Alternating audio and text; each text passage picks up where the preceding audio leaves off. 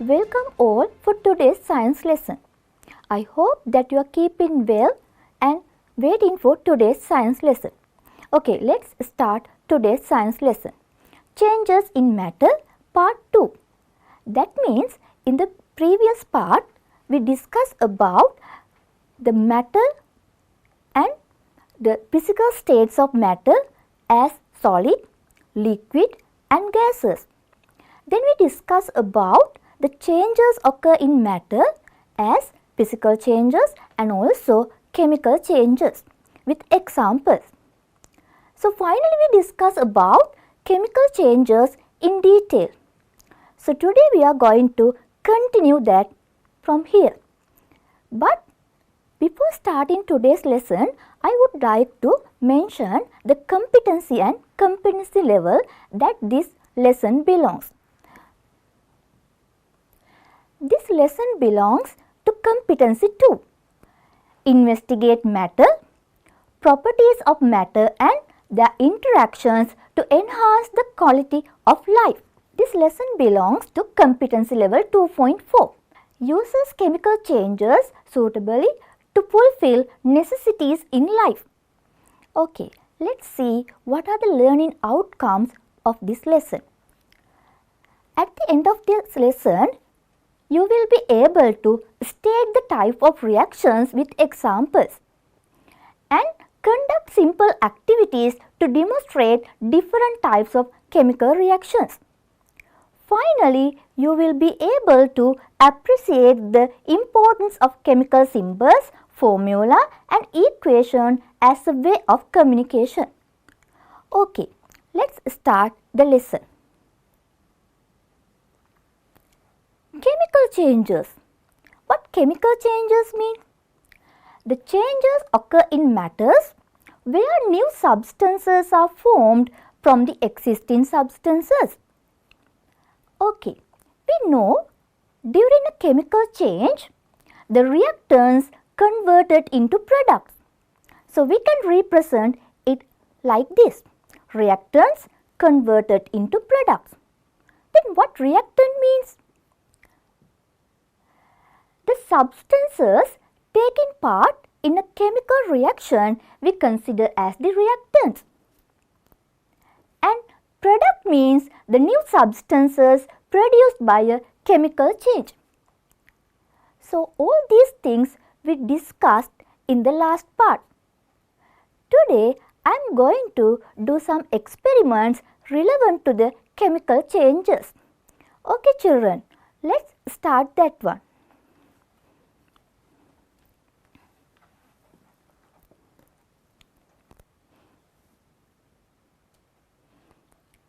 First of all, I would like to show you how magnesium reacts with air. For that one, I got magnesium strip onto a pair of stones. Then, here as a burner, I used a spirit lamp. Now I am going to light it.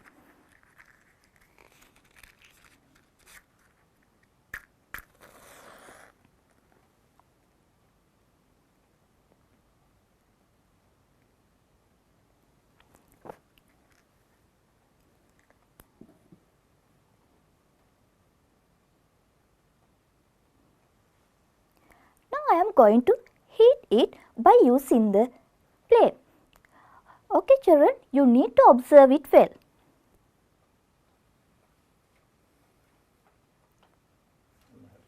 Okay, here you can observe it burns with a bright white flame.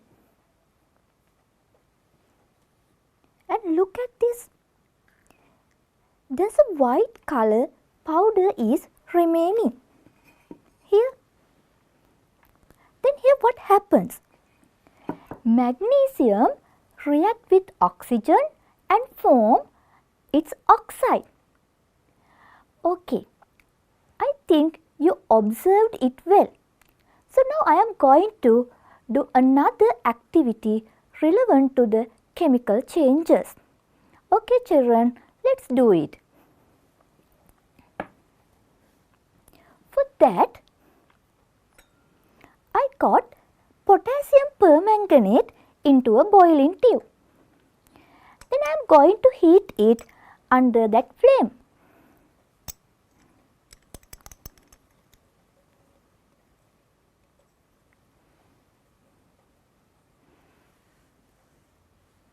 Now observe it carefully.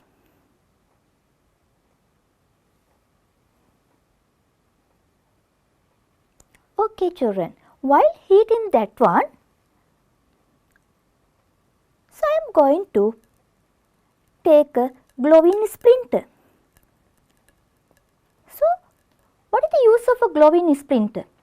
So in labs we are using glowing splinter to identify the oxygen gas.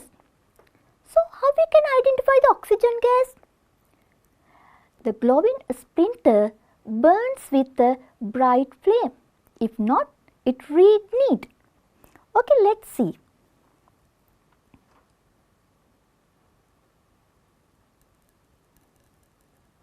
Now I am going to insert that glowing splinter into the boiling tube.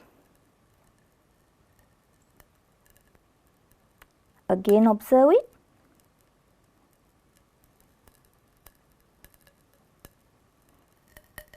Here it reignites.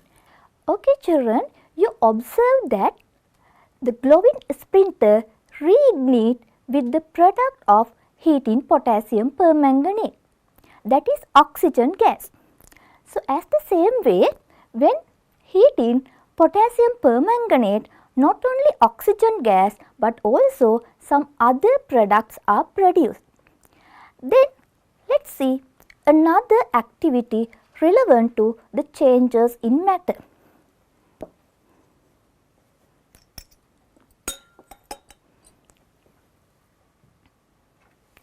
Here I am going to add magnesium strip into copper sulfate solution.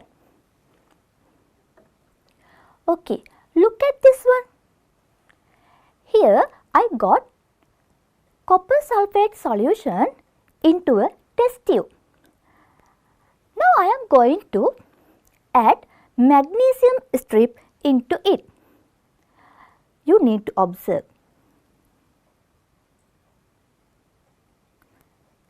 Here you can observe magnesium react with copper sulfate. That means there are some gas bubbles which are evolved in there.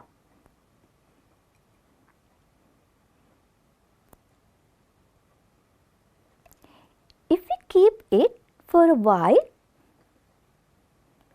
we can observe the color of the copper sulfate get reduces, and also there's a black color substance deposited on the magnesium strip,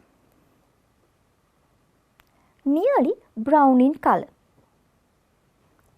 That means magnesium react with copper sulfate. So here there's another reaction occur. I think you observe it well. That means copper sulfate solution, blue in color, it reduces its color when we are adding magnesium strip into it. Okay children, now I am going to do another experiment. Here I got two solutions.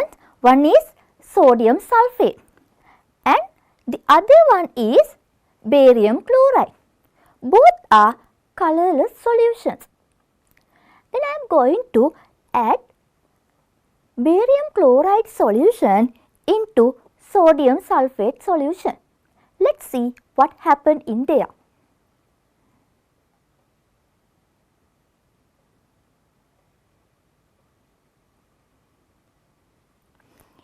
Okay, you observe it. Here, look at this. The white color substance is foam.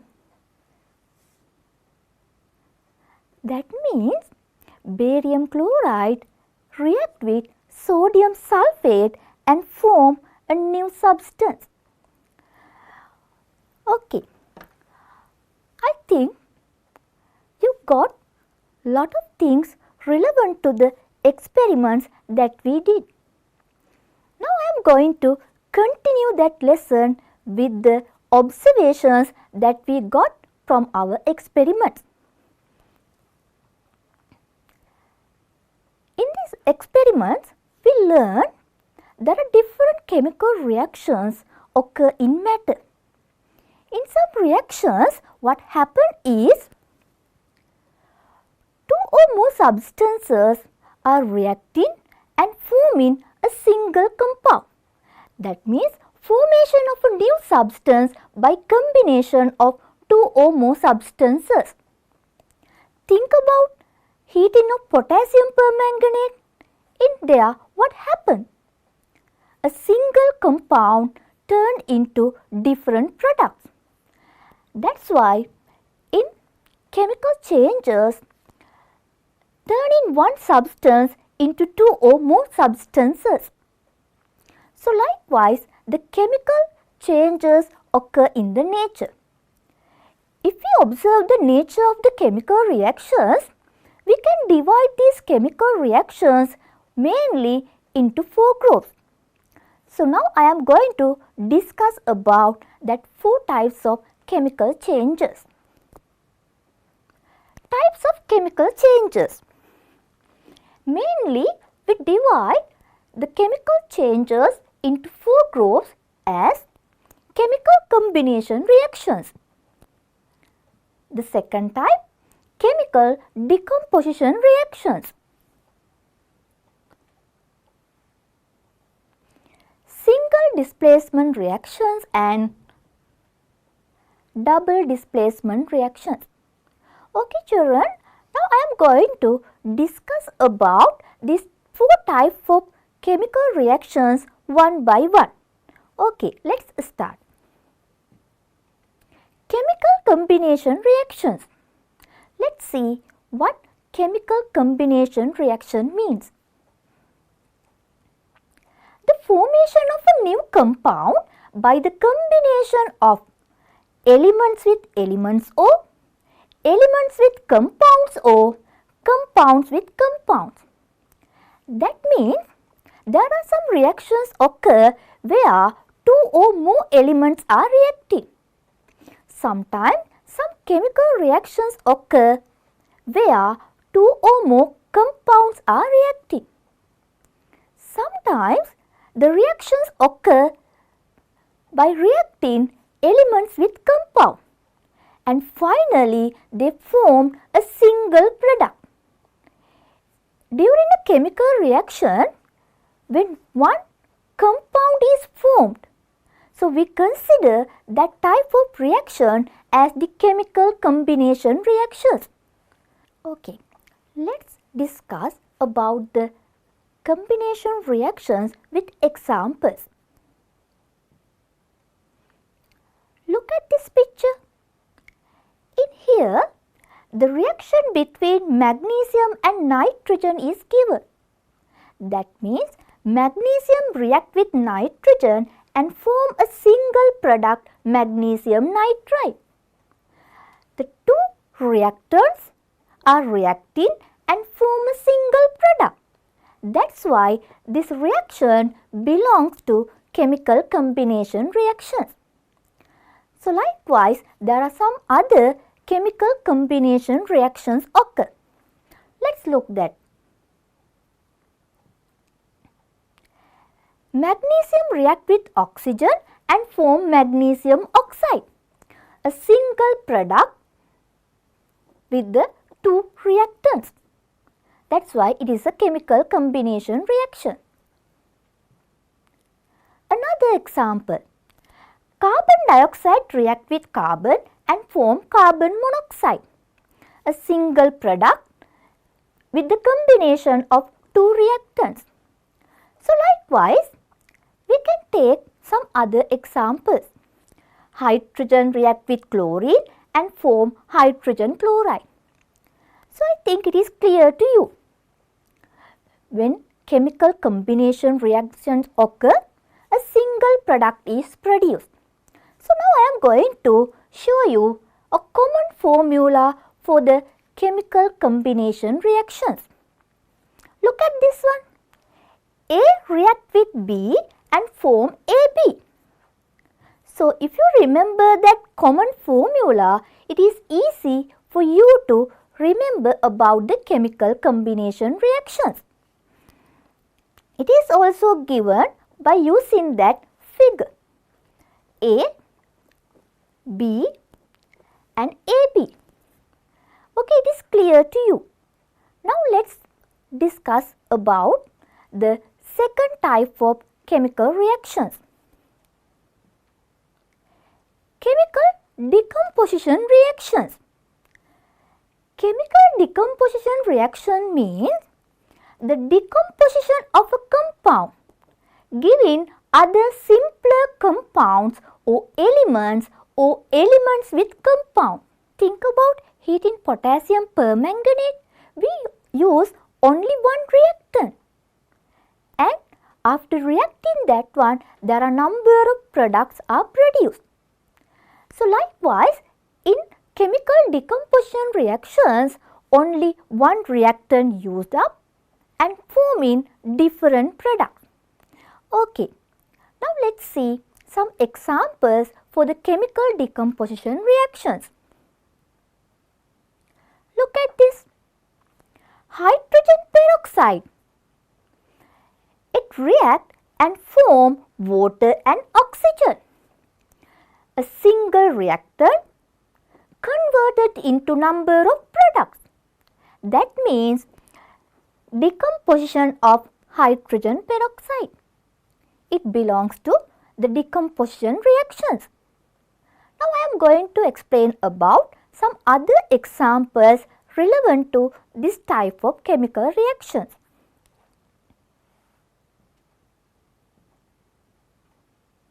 Heating potassium permanganate.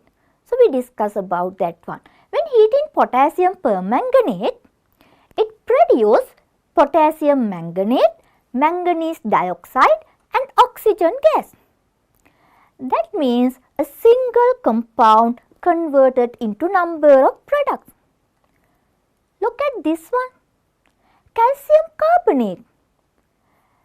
When we heat calcium carbonate, it forms calcium oxide and carbon dioxide. Here also a single reactant converted into number of products. Okay, look at this example. Silver oxide.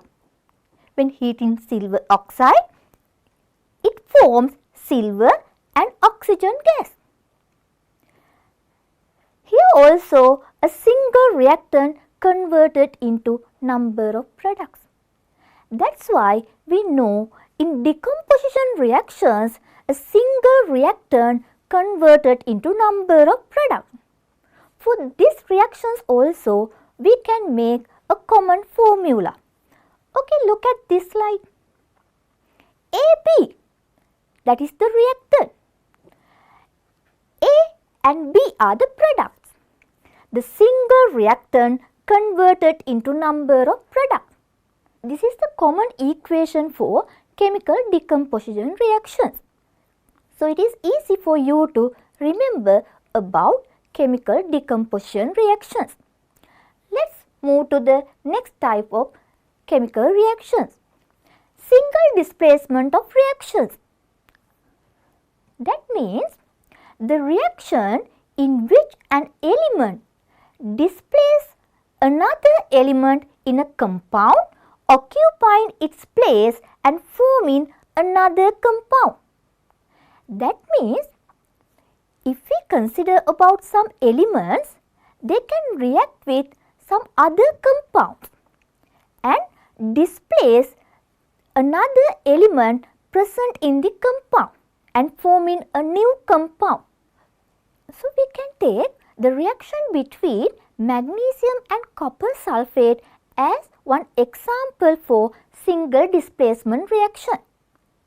Now I am going to explain about this one by using another example. Look Look at this one. Here, zinc. When zinc react with copper chloride, what happens? Zinc take the place of copper and form zinc chloride and displace the copper. That's why we can take this reaction as single displacement reactions. Let's see some other examples for this type of chemical reaction. Magnesium react with copper sulfate and form magnesium sulfate and copper. Copper is displaced by magnesium. Look at the next example. Magnesium react with hydrogen chloride and form magnesium chloride and hydrogen. Here, hydrogen is displaced by magnesium. Look at this one. Zinc react with copper sulfate and form zinc sulfate and copper. Here, zinc displaces copper and form zinc sulfate. Likewise, the reactions occur where an element react with a compound and form another compound by displacing the element present in that compound. Now I am going to show you the common equation for single displacement reactions. Look at this one. A plus BC and form AC plus B. Here what happens? A displaces B and forming another compound. In that way, the elements react with compounds and forming another compound. That's why this type of reactions we can take as single displacement reaction. This is the common formula of it. Now, I am going to discuss about the last type of chemical reaction. Look at this, children. Double displacement reactions. What double displacement reaction means? The reaction in which an element or radical contained in a compound is exchanged with an element or radical in another compound. Think about the experiment that we did where barium chloride react with sodium sulfate. In there, you got to another product. So, here also that double displacement reaction occur. So, I am going to explain about that one by using example. Look at this one. Here, the reaction between magnesium oxide and calcium sulfide is given. These are the products. Magnesium sulfide and calcium oxide are the products. Here what happens? Magnesium oxide react with calcium sulfide means magnesium react with the sulfur present in that compound and make magnesium sulfide. And calcium react with oxygen present in the compound and form calcium oxide. The two elements are displaced and forming to another compound. That's why we can consider this reaction is a double displacement reaction. Now let's see some other example for this type of reaction. Barium chloride react with sodium sulfate and form barium sulfate and sodium chloride. Another example, ferrous sulfate react with sodium hydroxide and form ferrous hydroxide and sodium sulfate. Look at this. Calcium chloride react with sodium carbonate and form calcium carbonate and sodium chloride. If you observe these three reactions, you can observe what happened in there. reactants are reacting and forming new products where the element and the radicals are interchanging. So likewise, if the reactions occur in this manner, we can consider them as double displacement reaction. Now I am going to explain about the common equation for double displacement reaction. Look at this, children. AD plus BC, AC plus BD.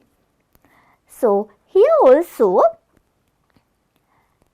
the two compounds reacting and two products are formed. Look at this, how the elements and radicals are interchanged with the symbols. So in this manner, so the reactions occur. Now you got an idea about the four types of chemical reactions. Now I am going to continue the lesson with the informations can be obtained by using balanced chemical equations. In part 1 of this lesson, we discuss about how to balance in a chemical equation by using the inspection method. Today I am going to discuss about the informations that we can get from balanced chemical equations.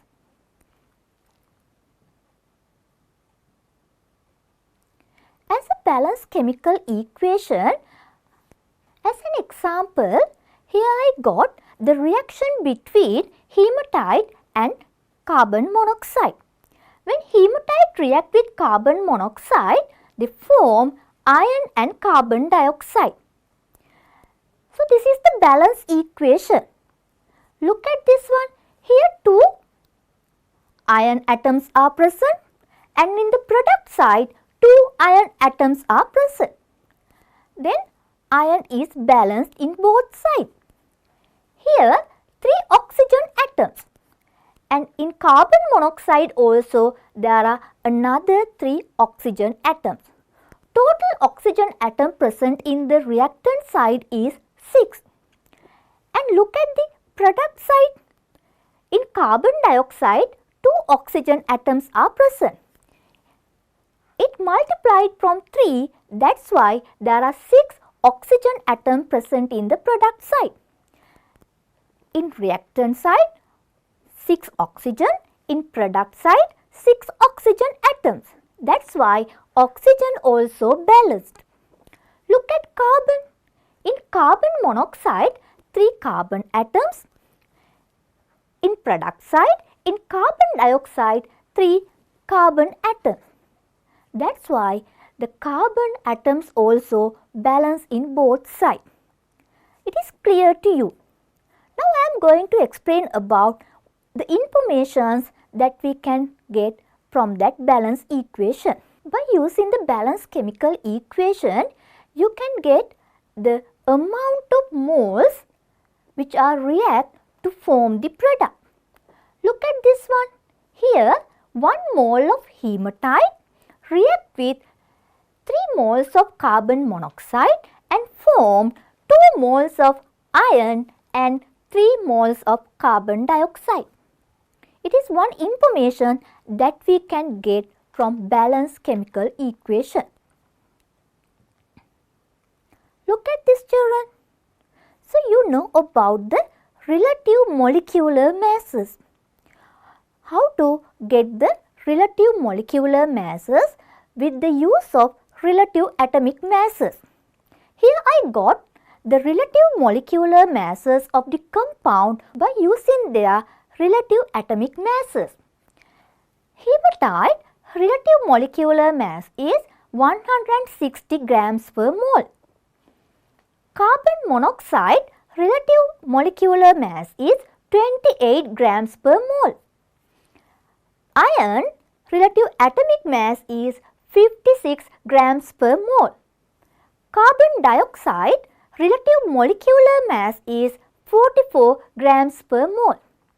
If we know the relative atomic masses and relative molecular masses, we can find the amount of mass of the compounds or the element which are used for the chemical reaction and which are produced by the chemical reaction. Look at this one. Here, to get the mass of hematite, to find the mass of carbon monoxide, we multiply relative molecular mass of carbon monoxide from number of moles. 28 grams per mole multiplied by 3 moles. Then, to find the mass of iron, we multiply 56 grams per mole into 2 moles. As the same way, we can get the mass of carbon dioxide by multiplying 44 grams per mole from 3 moles. Look at these answers. 160 grams. Here, 84 grams of carbon monoxide, and they produce 112 grams of iron and 132 grams of carbon dioxide. Okay children, I think it is clear to you. If you are writing a balanced chemical equation, we can find the amount of moles of reactants and the product of the chemical reaction, and also we can find the masses of reactants and products. Now I am going to give you a simple question by using that thing that you learn.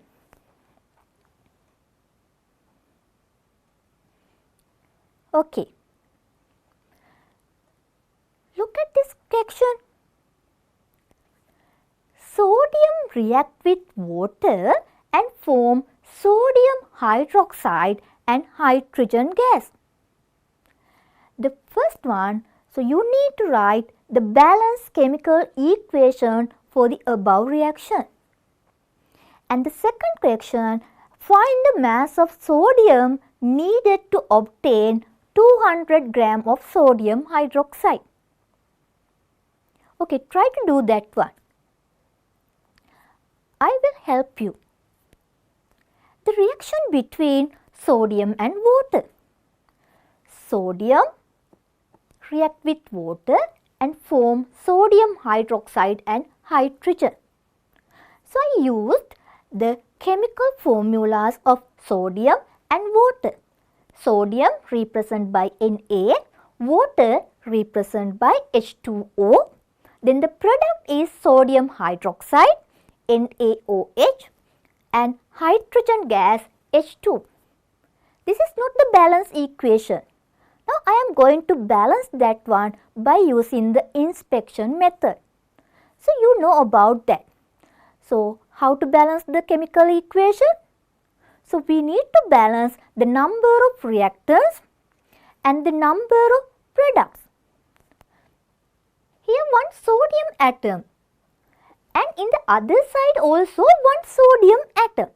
That's why sodium atoms are balanced. Then look at this one. In hydrogen, 2 hydrogen atoms are present. But in the product side, 1 hydrogen atom in sodium hydroxide and 2 hydrogen atoms in hydrogen gas. That means total hydrogen atoms present in the product side is 3. In the reactant side 2, in the product side 3. Now it is not balanced. Now I am going to balance it by putting number 2 in front of sodium hydroxide. Now look at that. 2 hydrogen and 2 hydrogen. All are 4 hydrogen atoms in the product side. In reactant side, 2 hydrogen. Now look at this one. Here I put 2 in front of water. Now the hydrogen atom present in water is 2 into 2, 4 hydrogen atoms. Now the hydrogen atoms also balance. Here 4 hydrogen atoms.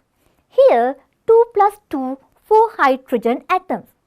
That means hydrogen atoms are balanced. Now let's see.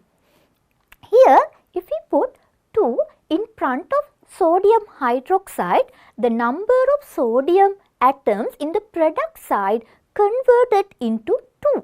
That means 2 sodium atoms present in the product side, and to make it equal with the reactants, here I put 2 in front of sodium.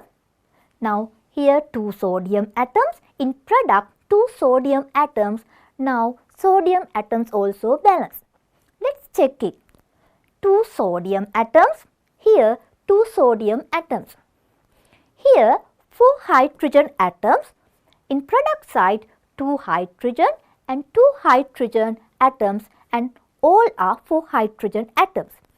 Here 2 oxygen atoms, and the product side also 2 oxygen atoms. Now it is clear this is the balanced chemical equation for the reaction between sodium with water.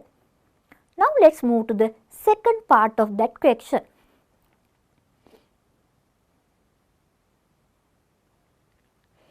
Here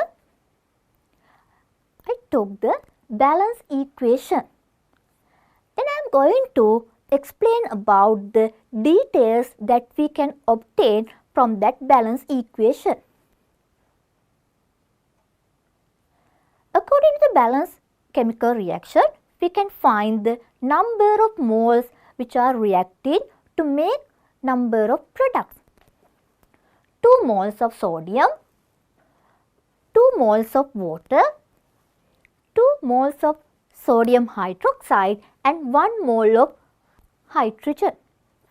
These are the relative molecular masses of that compound. By using the amount of moles and relative atomic masses and the relative molecular masses, we can find the mass of the reactants and the product.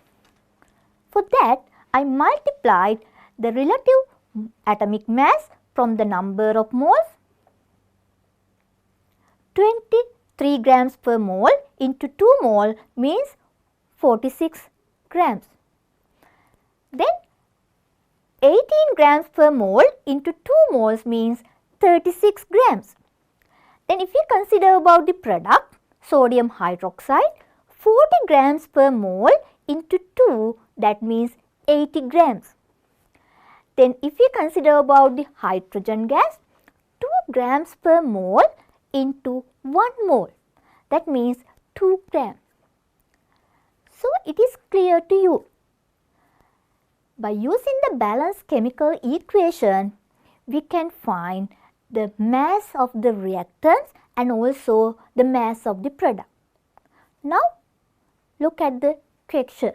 In the question, they ask to find the mass of sodium needed to produce 200 grams of sodium hydroxide. Okay, now let's find the mass of sodium needed to produce 200 grams of sodium hydroxide.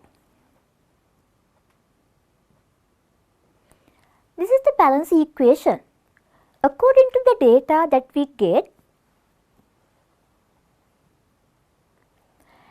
46 grams needed to produce 80 grams of sodium hydroxide. Then to find the mass of sodium need to be produced, sodium hydroxide can be found in this manner. Mass of sodium is equal 80 grams. To obtain 80 grams of sodium hydroxide, we used 46 grams of sodium. That's why to get 200 grams of sodium hydroxide, what is the amount of sodium needed? 46 divided by 80 and multiplied from 200. Then we got the answer as 115 grams. That means to obtain 200 grams of sodium hydroxide, we need to use 115 grams of sodium. I think it is clear to you. Am I correct, children? Okay. In this manner, you can find some informations relevant to some chemical reactions. So I think it is clear to you. This is the end of today's lesson. So I am going to summarize the things that we learned today. First we discussed about the different types of chemical changes as chemical combination reactions, forming a single product by combining two or more reactants. Then we discuss about the chemical decomposition reactions. That means a single reactant converted into number of products. Then we discuss about single displacement reaction. Displacement of one element present in a compound by using another element and forming new products. Then we discuss about the double displacement reactions. That means an element or radical present in a compound react with another element or radical present in a compound and forming new products. And also we discuss about some example for these four types of reactions. Finally, we discuss about the informations that we can gain from balanced chemical equations. That means there are different informations can be obtained by using the balanced chemical equation. So we did some examples for that one. Like that, we discussed about the chemical changes in detail. I hope that you enjoyed today's science lesson. To get more information about the lesson, the thing that you need to do is do the exercises. So in your textbook, there are a lot of exercises relevant to this part. So go through that one. Find some exercises relevant to this lesson and do them and get more ideas about the way of balancing the equations to find some information relevant to the balance equations like that. Okay children, let's meet on another day with the third part of this chemical changes in matter. Goodbye.